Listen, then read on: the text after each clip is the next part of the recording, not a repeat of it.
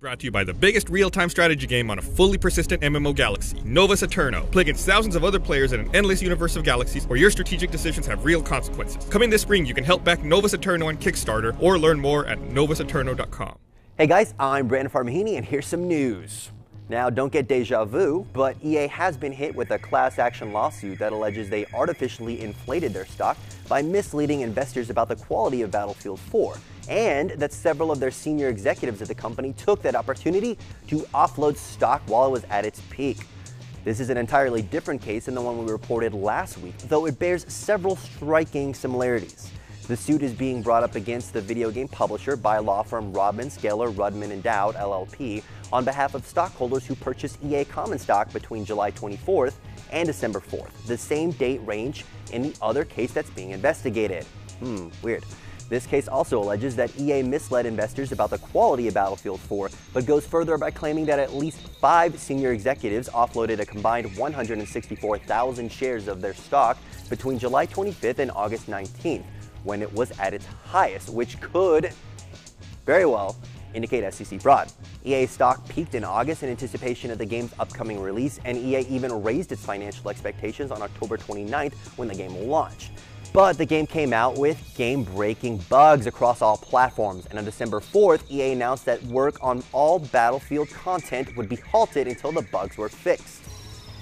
That may have sounded like good news to gamers, but it's a nightmare for investors. EA stock dipped 7.3% overnight, putting it down 25% from its August peak. EA denies the claims that they intentionally misrepresented the game in an effort to artificially inflate their stock. They say, quote, "We believe these claims are meritless. We intend to aggressively defend ourselves, and we're confident the court will dismiss the complaint in due course." I don't know why, but all lawyers to me sound like they're from the South. Moving on, it's only been a few weeks since Steam's autumn sale wrapped up on December 3rd, but already their winter sale is underway and will continue until January 3rd. As is usual for Steam sales, there are long-term, daily, and 8-hour flash sales, all running on different games, offering up to 80% off. Today's notable sales include Dishonored, BioShock Infinite, and Dead Island, all 75% off. And notable long-term sales are headlined by Airport Simulator 2014 and Woodcutter Simulator 2013, which are actually real games, and they're both 50% off.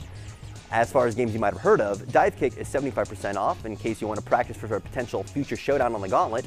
Arma 2 is 50% off, Don't Starve is 66% off, the Fallout collection containing Fallout, Fallout 2, and Fallout Tactics is 75% off, Dark Souls is 66% off, Civilization 5 is 50% off, Portal 2 is 50% off, and Kerbal Space Program is 33% off. And don't even get us started on the 8-hour sales, because by the time you see this, they'll probably be totally different. A particular note before we move on is the fact that Metal Gear Rising: Revengeance for PC is available for 33% off as a part of the sale, even though it won't be out until January 9th.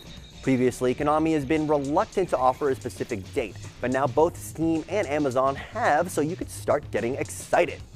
Next up, Dead Rising 3's Operation Broken Eagle DLC, which was originally announced for Christmas Eve release, but Capcom has decided to delay the content until January 21st to give them further time to work on it. Quote, "To ensure we provide the best possible experience for players, we are putting a few additional weeks of polish and testing into the episode before its release," end quote. In the upcoming DLC, you will play as a special ops commander tasked with saving the President of the United States from becoming zombie dinner. Additionally, the DLC will score you 6 new weapons, a new outfit, and an extra vehicle to use as a zombie pancake maker. Last but not least, upcoming Xbox One puzzle game Max: The Curse of Brotherhood is getting the last-minute bump in its release window. The game was previously expected in early 2014, but Microsoft has announced today that it will be hitting Xbox One tomorrow on December 20th instead. The game is being billed as a reimagining of 2010's Max and the Magic Marker, which came out for practically every platform except Xbox. No, seriously, it was available on WiiWare, DS, Mac, Windows, iOS, and Windows Phone.